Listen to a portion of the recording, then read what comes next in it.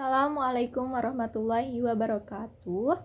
Perkenalkan, nama saya Retno Sulistyo, NPM 21030039993, Fakultas Tarbiyah, Prodi Pendidikan Agama Islam, Institut Agama Islam Darussalam Ciamis.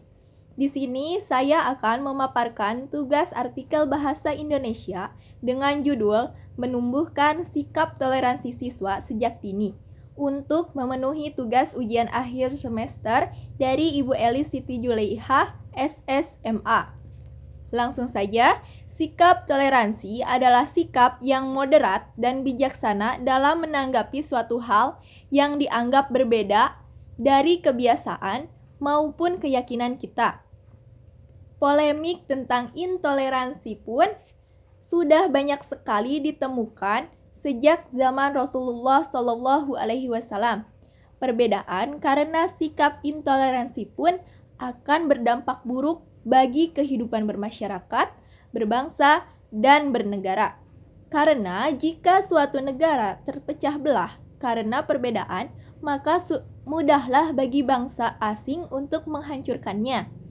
Untuk itu, saya akan memaparkan tentang pentingnya menumbuhkan sikap toleransi pada siswa sejak dini karena seperti yang kita ketahui, anak-anak adalah calon pemimpin masa depan yang harus dididik dan diarahkan ke arah hal-hal yang baik dan bijaksana.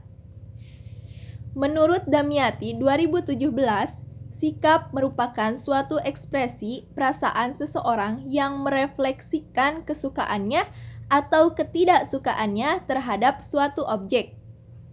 Secara etimologi, toleransi berasal dari bahasa Latin tolerare yang artinya saling menanggung atau saling memikul. Makna yang dapat disimpulkan adalah sikap saling memikul walau hal atau pekerjaan itu tidak disukai.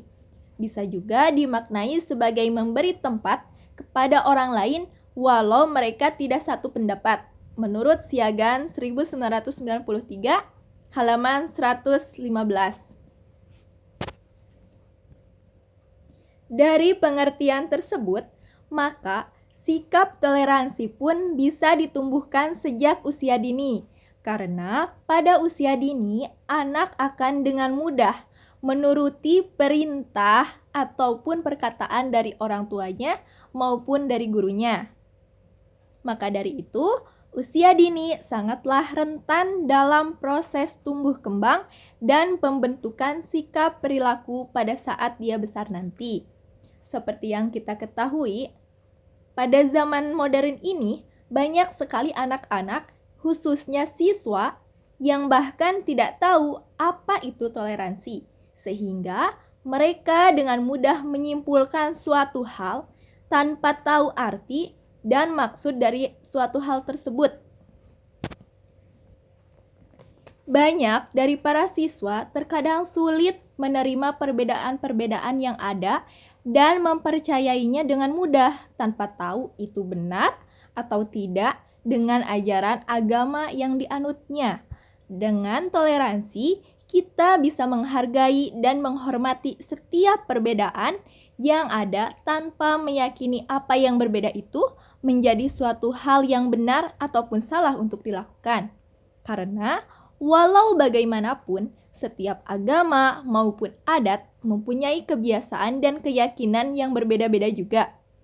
Seperti halnya contoh dari kasus penendangan sesajen yang terjadi di Gunung Semeru beberapa hari yang lalu.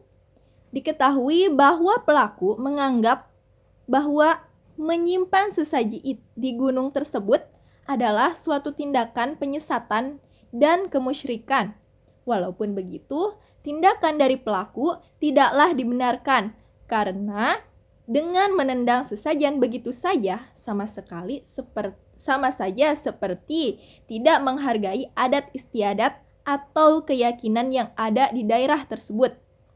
Hingga akhirnya polisi telah menemukan dan menangkap pelaku tepatnya pada Kamis 13 Januari 2022 yang lalu atau tepatnya pada pukul 23.00 waktu Indonesia Barat yang lalu bersama seorang rekan yang membersamainya. Disebutkan dalam kronologi penangkapan pelaku yang dilakukan beberapa waktu tersebut pun, pria penendang sesajen itu ditangkap oleh pihak kepolisian saat sedang mengendarai kendaraan yang digunakannya. Setelah ditangkap oleh pihak polisi, pelaku kemudian disebutkan atau diketahui memberikan pesan sebelumnya berupa permintaan maaf mengenai tindakan yang dilakukan di Gunung Semeru itu. Rencananya bahwa pelaku penendangan sesajen itu kemudian akan diberangkatkan ke markas Polda Jawa Timur untuk dimintai keterangan lebih lanjut mengenai tindakan yang dilakukan olehnya. Hingga kini pun pihak kepolisian juga masih melakukan pendalaman mengenai pasal apa yang nantinya akan digunakan atau untuk menjerat pelaku dalam kasus menendang sesajen tersebut. Dari kasus tersebut, kita dapat mengambil pelajaran bahwa kita tidak boleh sembarangan bersikap atau berbicara tentang suatu hal yang memang akan menimbulkan pertentangan dengan apa yang menjadi keyakinan maupun kebiasaan kita maupun orang lain yang memang sudah seharusnya kita hormati. Diharapkan kita semua maupun para siswa bisa belajar sikap toleransi karena bagaimanapun kita pasti akan selalu menemukan perbedaan, baik itu dari pemikiran, keyakinan, maupun adat istiadat. Apalagi di Indonesia sendiri memiliki banyak sekali keanekaragaman bahasa, budaya, dan juga agama. Seperti halnya tercantum di dalam Pancasila bahwa kita juga harus bisa menghargai dan menghormati semua perbedaan yang ada tanpa harus mengganggu atau merusaknya. Sebagai pendidik atau orang tua, peran kitalah yang sangat berpengaruh akan sikap dan pemikiran para calon pemimpin masa depan untuk bisa mewujudkan Indonesia yang Bhinneka Tunggal Ika dan bersikap lebih bijaksana akan setiap perbedaan yang ada. Berikut ada dalil-dalil Al-Quran yang membahas tentang toleransi. Yang pertama yaitu dari Al-Quran Surat Al-Kafirun ayat 1-6 yang menekankan kita untuk dapat bertoleransi kepada umat dari agama dan kepercayaan lain. Yang kedua yaitu Quran Surat Yunus ayat 40-41 yang menjelaskan bahwa di dunia ini ada banyak jenis kepercayaan dan agama. Ada yang beriman kepada Al-Quran dan ada yang tidak. Ada yang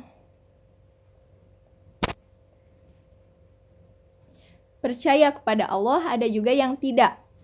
Namun, demikian bukan tugas manusia untuk menghakimi masalah keimanan, karena Allah lebih mengetahui.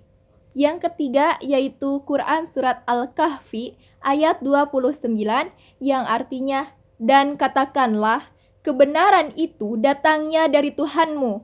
Maka barang siapa yang ingin beriman, hendaklah ia beriman. Dan barang siapa yang ingin kafir, biarlah ia kafir. Sesungguhnya kami telah sediakan bagi orang-orang zalim itu neraka yang gejolaknya mengepung mereka. Dan mereka meminta minum, niscaya mereka akan diberi minum dengan air seperti besi yang mendidih yang menghanguskan muka. Itulah minuman yang paling buruk dan tempat istirahat yang paling jelek. Yang keempat yaitu Quran Surat Al-Baqarah ayat 256 yang menjelaskan toleransi kepada orang-orang di luar Islam dan tidak memaksakan mereka untuk masuk Islam karena tidak ada paksaan dalam memasuki agama Islam. Yang kelima yaitu Quran Surat Al-Hujurat ayat 10 dan 13 yang menjelaskan dalam Quran Surat Al-Hujurat ayat 10 ditekankan toleransi kepada sesama muslim dan selalu berusaha mewujudkan perdamaian. Sedangkan ayat 13 menjelaskan bahwa perbedaan suku dan bangsa yang diciptakan oleh Allah untuk saling mengenal, bukan saling bertikai. Yang keenam, yaitu Quran Surat Al-Hasyr ayat 9, makna dari ayat ini adalah toleransi kepada sesama muslim walau berasal dari daerah yang berbeda, status sosial yang berbeda seperti kaya ataupun miskin, juga kondisi sosial lainnya. Mereka saling bantu tanpa mengharap imbalan. Metode yang saya lakukan untuk menumbuhkan sikap toleransi siswa sejak usia dini adalah salah satunya yaitu metode ceramah dengan memberikan cerita-cerita tentang keanekaragaman yang ada di Indonesia dan di dunia, khususnya tentang agama dan budaya. Sedangkan menurut Kemendikbud, cara terbaik untuk menumbuhkan sikap toleran pada anak adalah dengan cara mengajarkan, membiasakan, dan mencontohkan anak untuk yang pertama, bersikap dan menghormati orang lain dengan baik tanpa memandang usia, agama, ras, dan budaya. Yang kedua, yaitu tidak membicarakan keburukan orang lain. Yang ketiga, yaitu mendengarkan orang lain ketika berbicara tanpa memotong pembicaraan. Yang keempat, berbicara dengan sopan dan santun, seperti menggunakan kata permisi, silahkan, tolong, dan maaf.